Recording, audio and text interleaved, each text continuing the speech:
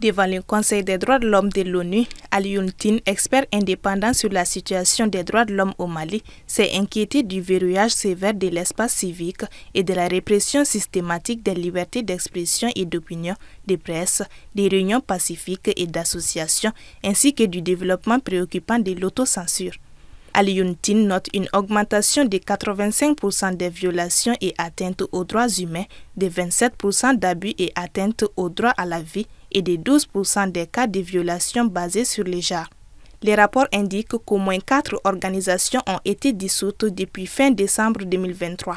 Parmi celles-ci, la coordination des mouvements, associations et sympathisants de l'imam Mahmoud Dicko, CEMAS, et l'Observatoire pour les élections et la bonne gouvernance au Mali.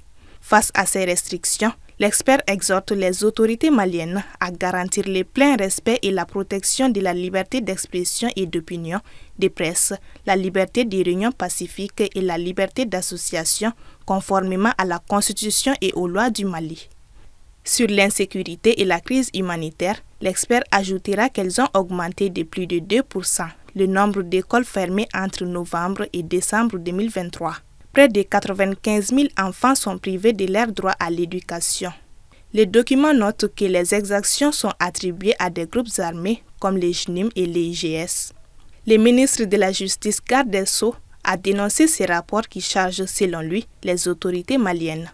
Mamadou Kassongué ajoute que la lutte contre l'impunité et l'organisation réussie du référendum constitutionnel dénotent la volonté des autorités pour le retour à un ordre constitutionnel.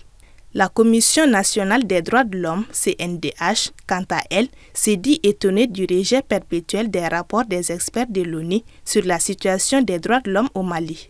Selon son président, Agibou Bouaré, l'État doit plutôt se servir des résultats de ces expertises comme repère afin de découvrir la vérité, sur le gage de mettre fin à l'injustice et à l'impunité.